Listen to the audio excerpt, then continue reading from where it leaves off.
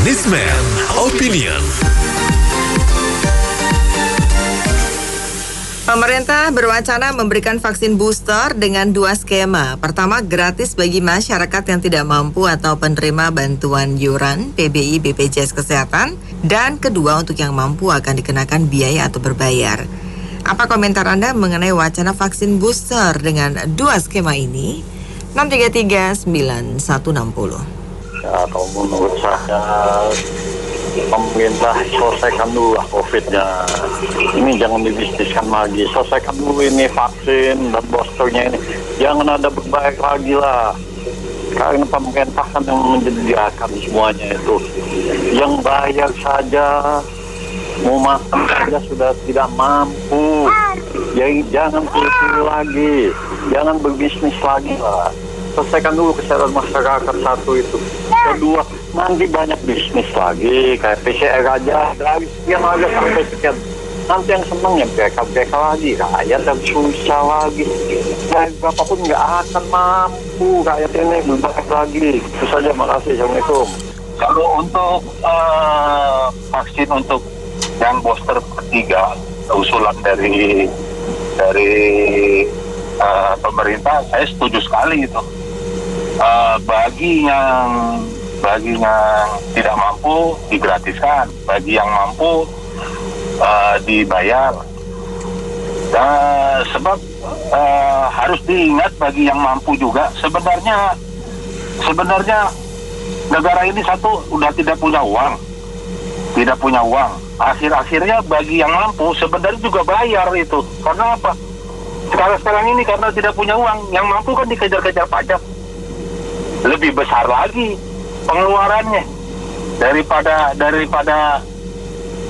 vaksinnya itu. Sebenarnya vaksin pajak itu sebenarnya yang mampu juga sebenarnya sudah bayar kok.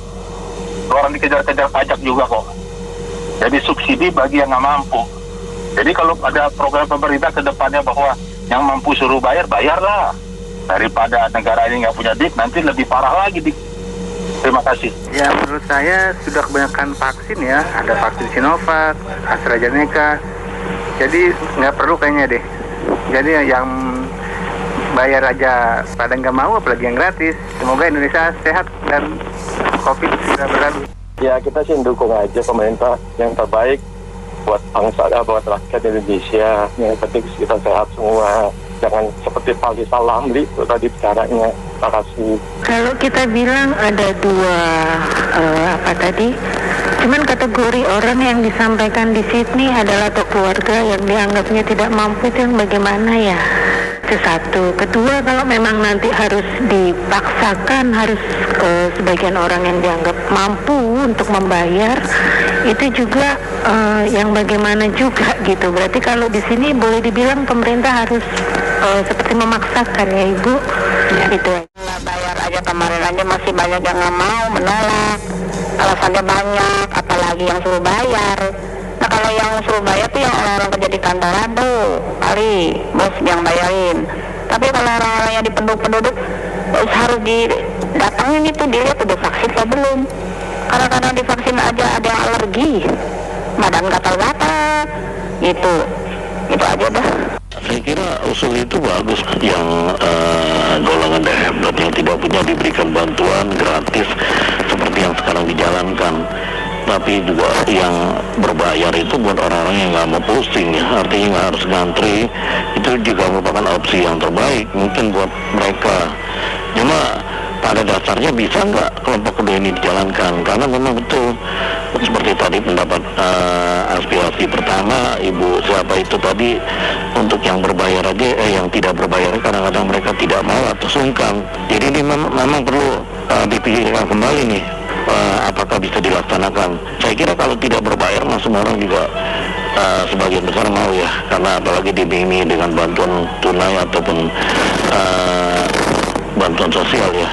Jadi saya kira demikian. Kalau yang miskin itu memang gratis, tapi kalau yang mampu ya bayarlah. Kalau semuanya disubsidi oleh pemerintah, itu APBN bisa jebol. Subsidi untuk vaksin ke-1 dan ke-2 saya rasa udah cukup. Kalau nanti misalnya corona masih panjang, vaksin ke-3, ke-4 kayak DCL atau vaksin ke-5 mungkin nanti. Kalau terus disubsidi, APBN bisa habis nih buat vaksin. Jadi memang sebaiknya dipisahkan, kalau yang nggak mampu ya dibantu. Kalau yang mampu ya dibayar, harus bayar sendirilah.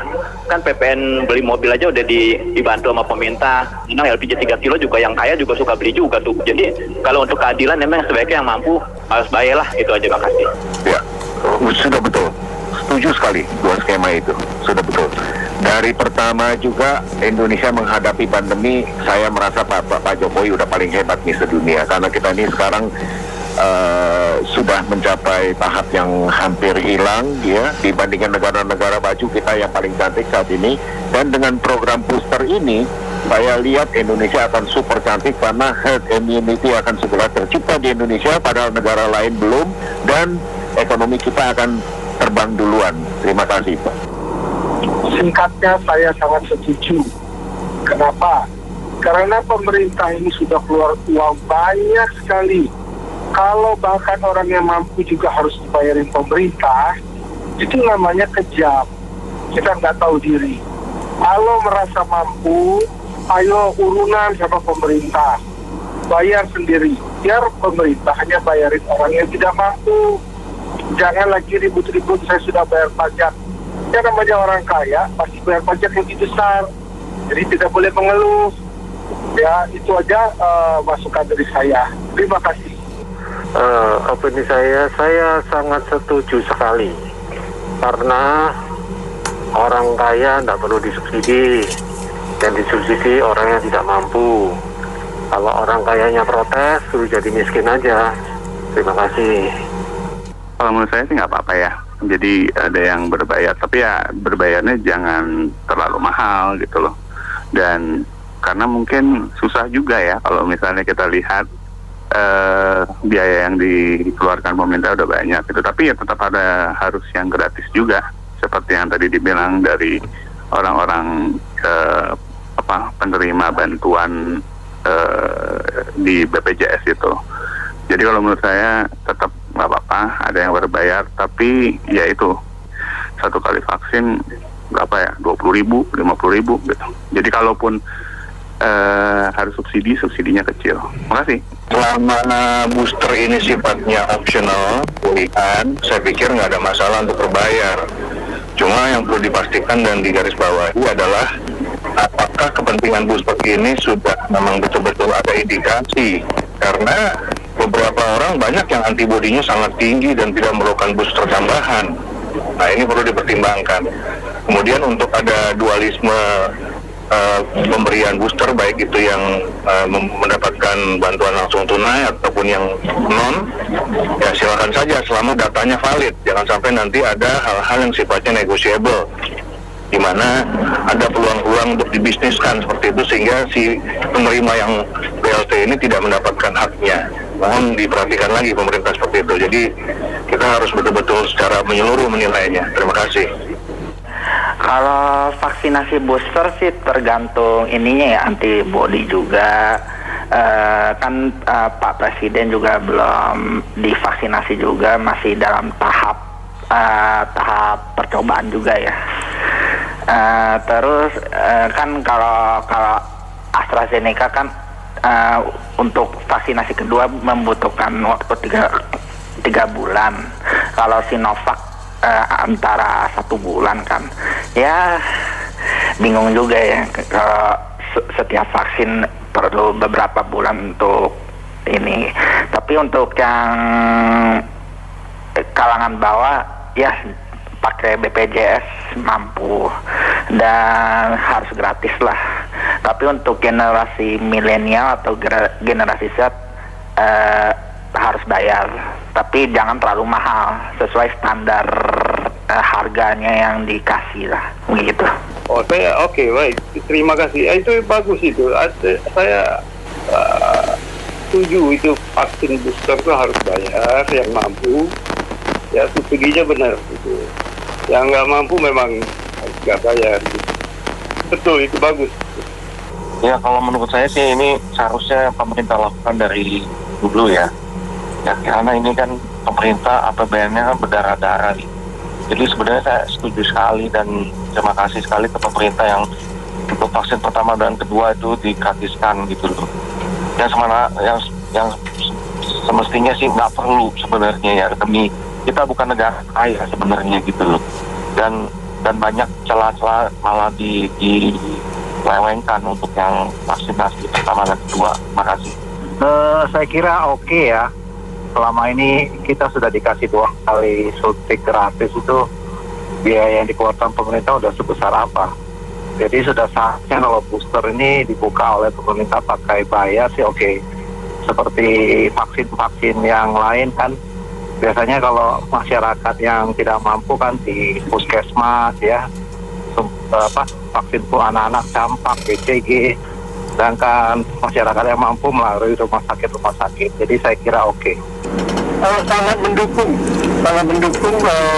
berita ini, dan malah saya berharap kalau bisa secepatnya, artinya sebelum akhir tahun, mungkin November kalau bisa mulai, ya tentu dengan pertimbangan persentase vaksin pertama seluruh rakyat Indonesia sudah mendekati target yang ditentukan pemerintah.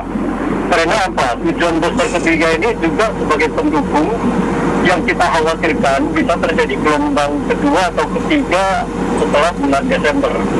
Mudah-mudahan pemerintah bisa segera melakukan eksekusi apakah di November dan Desember awal, sehingga semakin mencegah kemungkinan terjadi peningkatan terhadap COVID ini di akhir Desember maupun Januari. Mudah-mudahan bisa segera direalisasi. Kita sangat mendukung. Yang penting pemerintah mengatur sedemikian rupa antara yang kena biaya dan tidak kena biaya dengan baik aja. Terima kasih. Baik, terima kasih banyak Anda mitra bisnis yang sudah beropini dalam Businessman Opinion. Saya Nina Amelia.